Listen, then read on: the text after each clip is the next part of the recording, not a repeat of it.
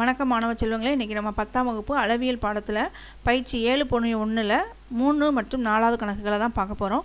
இப்போ 3வது கணக்கு என்ன கொடுத்துருக்காங்கன்னு பாருங்கள். ஒரு உள்ளீடற்ற மர உருளையின் வெளியாரம் மற்றும் நீளம் முறையே 16 சென்டிமீட்டர் மற்றும் 13 சென்டிமீட்டர், தடிமன் 4 சென்டிமீட்டர் எனில் உருளையின் மொத்த புறப்பரப்பு காண்க அப்படின்னு சொல்லி கொடுத்துருக்காங்க. இப்போ மர உருளை நீங்கள் பார்த்துருப்பீங்க. இதுதான் என்னது, மரத்தினாலான ஒரு உருளை வடிவத்திலான மரம். சரிங்களா, மரத்தை வெட்டின பாகம். இது நம்மளுக்கு பார்க்கறதுக்கு எப்படி இருக்குது, ஒரு உருளை வடிவத்தில் இருக்குது. இது ஒரு உள்ளீடற்ற உருளை. ஏன்னா உள்பக்கம் மரமும் வெளிப்பக்கம் எப்படி இருக்குது, பட்டையுமா இருக்கிறதுனால, மரப்பட்டையும் இருக்கிறதுனால இது ஒரு உள்ளீடற்ற உருளை. இப்போ இதில் என்னெல்லாம் கொடுத்துருக்காங்க, வெளியாரம் கொடுத்துருக்காங்க, அப்புறம் நீளம் கொடுத்துருக்காங்க, தடிமன் கொடுத்துருக்காங்க.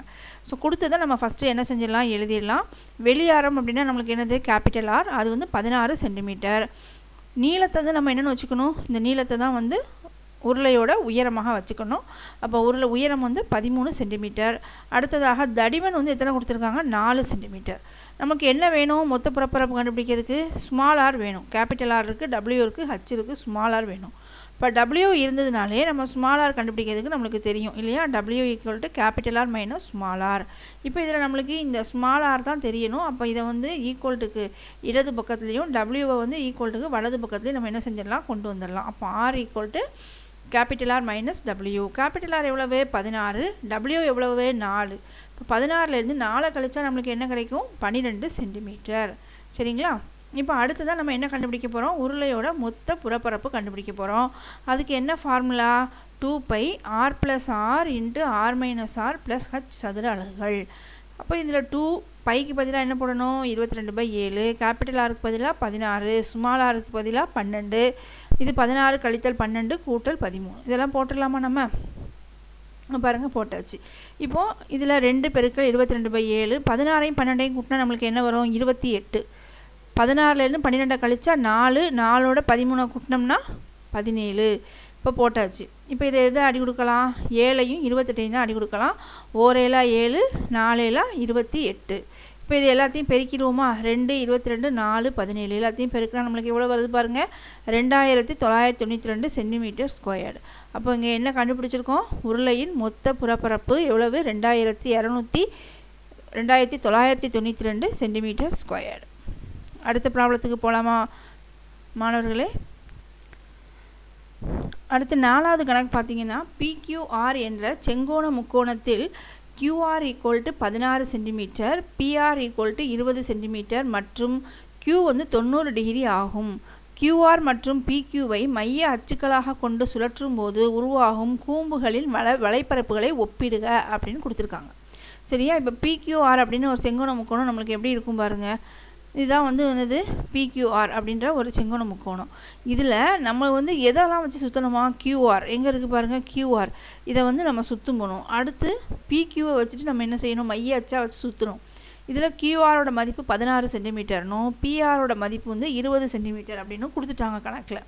சரியா. அப்புறம் Q எவ்வளோ சொல்லியிருக்காங்க, 90 டிகிரி. அது இங்கே நம்மளுக்கே தெரியும், ஒரு செங்கோண முக்கோணத்தில் 90 டிகிரி எங்கே வரும் அப்படின்னு சொல்லிட்டு. சரியா. இப்போ இதை நம்ம சுற்றுறோம். இங்கே பாருங்கள், இந்த படத்தில் இங்கே PQRக்கு பதிலாக இங்கே ABCன்னு இருக்குது.